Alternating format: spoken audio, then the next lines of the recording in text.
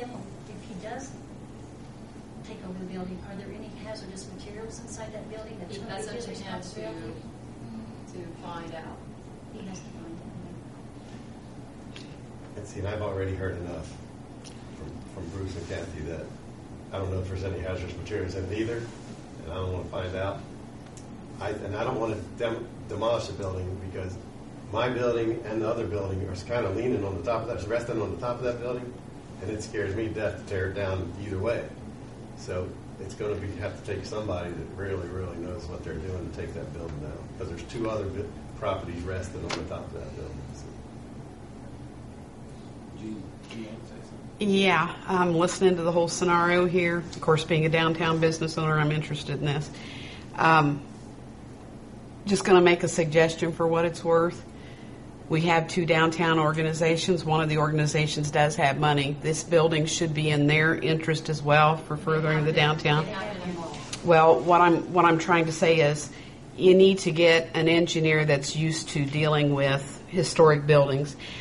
There was a gentleman that worked on the St. Mary's project. His name was Al Poley from RC Engineering, a very impressive man. Talked about a building in Indianapolis that the roof was completely gone on, but the building was not gone.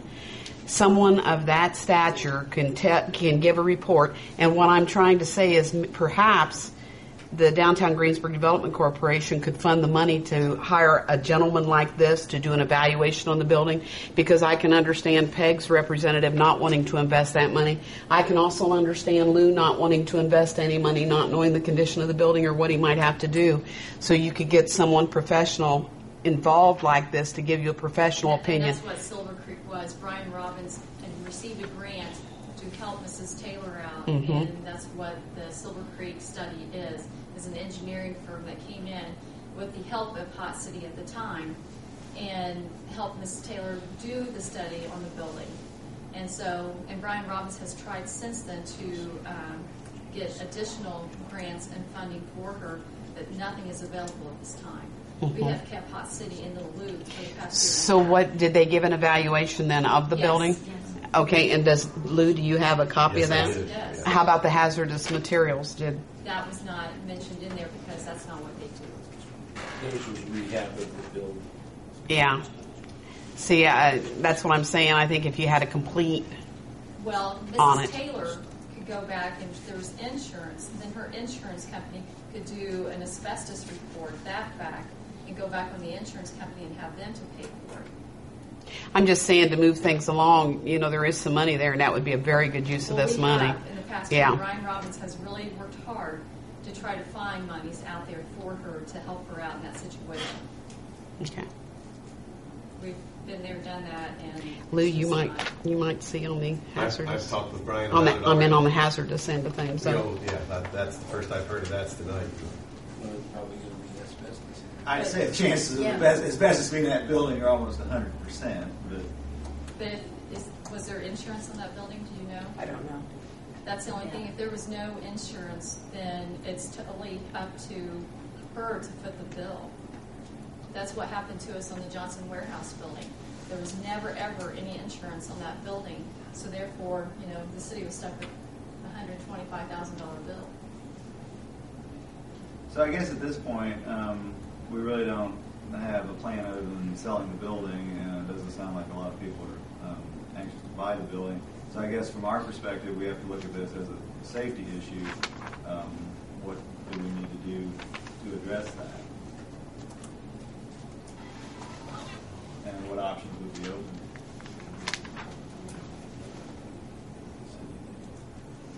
So you have issues.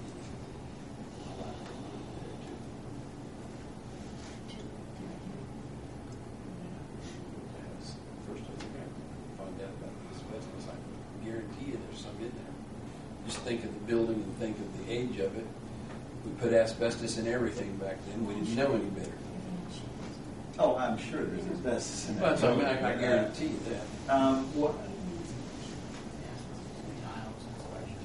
All the tiles and installation, and that'll be an expensive teardown.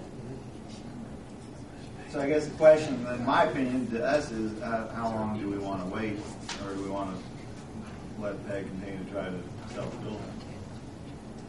Any opinions? Well, my question is, number one concern is, if the building were to fall down, Ms. Taylor, is going to be liable for it, any of the damage that's caused by that happening.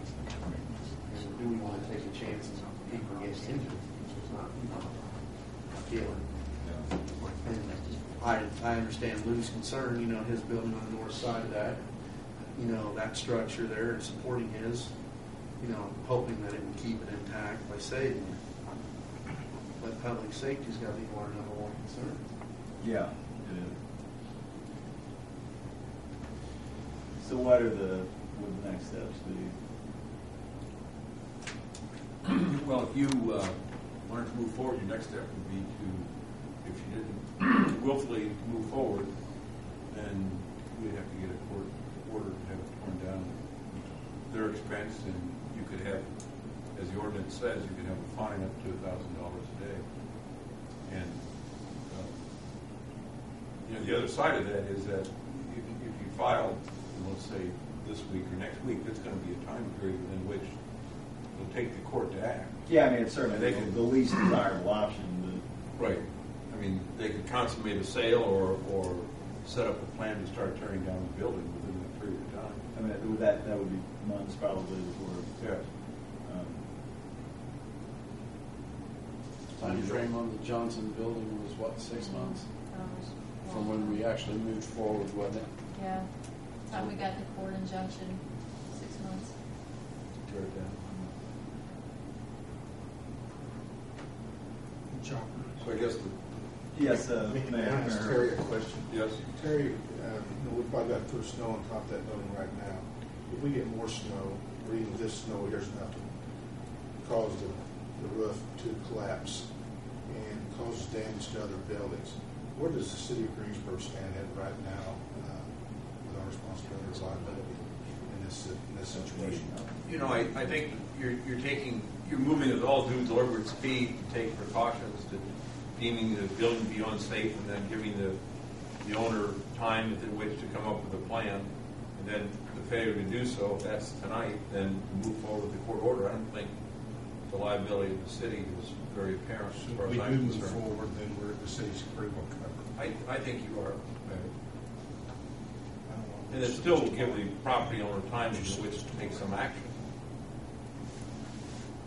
And you can, as you know, Peg, I'm not telling you, we're looking at you, but I'm not telling you something you don't already know, that it would give the owner time, even during the court proceedings, to institute or some type of transfer of ownership with a plan in place at the time you transfer it that could help stop any injunction or tear down.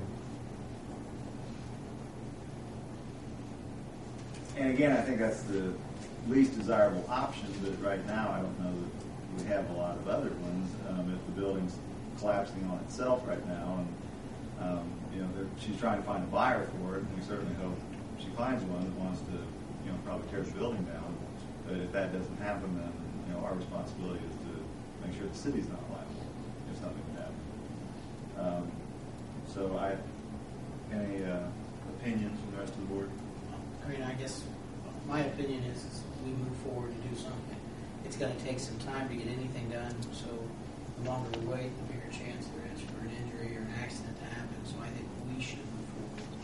And I think I was trying to find the exact verbiage we used last month, but I think we asked for what action was going to be taken to restore, And we clearly gave repair 30 days. the building, and nothing's, basically we didn't get any information like that back other than a potential sale, which doesn't affect, tearing down the building, restoring the building, fixing the concern. So with public safety is a big concern, I think we should move forward. That's my opinion. And I kind of agree with you, Dan. I would say so. Bruce. Yes.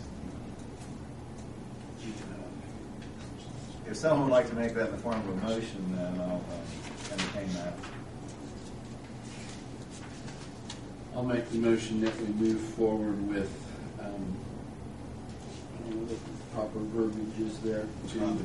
Condemnation of the building and removal, I guess. Is that right, Terry? I think to enforce the powers that pursuant to your